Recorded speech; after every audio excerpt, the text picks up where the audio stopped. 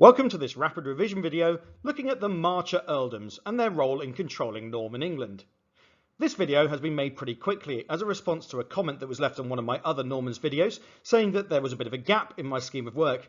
Turns out they were absolutely right. Having reviewed this, I hadn't done anything like enough detail on the Marcher Earldoms. So I've put together this quick video to give you the basics, and hopefully that will be what you need. So thanks very much to that viewer who commented and made me aware of that. Let's get into it.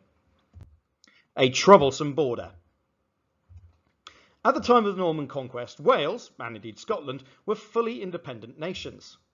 Wales was ruled by warrior princes who were known to raid English lands on the Welsh border.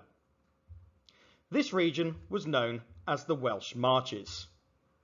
William knew that he needed help controlling this violent region.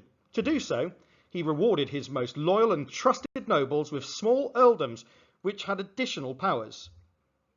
In return, he expected these earldoms to be kept secure and prosperous. These new earldoms became the Marcher Earldoms, led by the Marcher Earls. So what were the Marcher Earldoms? Here we've got a map of England. The county boundaries are modern ones, but they give an approximation of the lands that we're talking about here. The first Marcher Earldom we're going to consider is Chester. As a reward for contributing 60 ships during William's invasions, Hugh d'Avranches was awarded the Earldom of Chester in the northern end of the Welsh border. Next, we've got Shrewsbury. Roger de Montgomery was made Earl of Shrewsbury in the centre. William had left him in Normandy to govern on his behalf during the invasion, which is a great sign of just how much he trusted him. And our last one, Hereford. William Fitz-Osbern was made Earl of Hereford in the south. He had been one of William's most important commanders during the invasion. He also built Chepstow Castle, one of the first stone castles built by the Normans, and you can see it in the picture there. What made the Marcher Earldoms different were the additional powers or privileges that William gave them. In order to do their job of defending England's border with Wales, and to reward the loyalty of the Marcher Earls, and in a way ensure it, William gave them extensive powers beyond what was normal for a member of the Norman aristocracy or nobility. So here's one of our first privileges or powers.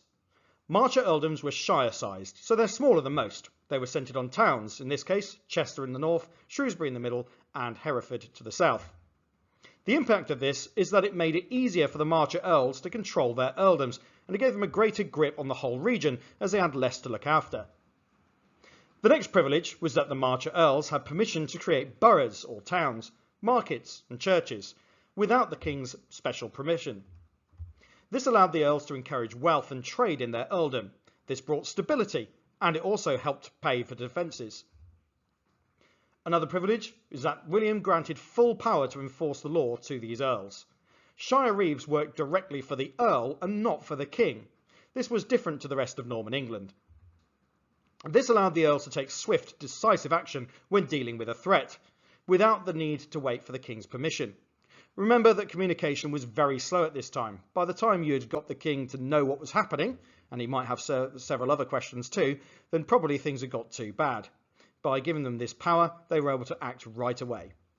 Another privilege, Marcher Earls paid no tax on their land whatsoever. This was a significant reward, and it helped keep them loyal. It also allowed them to invest in defences. Marcher Earls were allowed to build castles in their earldom without the king's prior permission. He would only do this with the most trusted earls, as a castle was a base of power as well. This allowed the Marcher Earls to defend their earldoms, as the castles could be placed wherever they were needed, whenever they needed them, throughout the entire area. Let's summarise our final points. William established the Marcher Earldoms to reward his most loyal nobles and control the lawless Welsh border. Each earl had significant additional privileges or powers, including the right to establish towns, churches and markets to encourage wealth and trade, bringing more stability. Full power to enforce the law, with the shire reeved answerable directly to the earl, not the king. Exemption from paying tax on their land. And the right to establish castles to defend and control the Welsh border. William could count on the Marcher Earls to help control England, until around 1075 when some actually rebelled, possibly in protest at losing some of the privileges I've just described. But that's for a future video on the revolt of the Earls. One final thank you to the viewer who brought it to my attention that this was missing from the playlist, but that's the end of this one now and I've filled the gap. Thanks very much for watching, and please like the video and subscribe to the channel for more. Thanks and goodbye.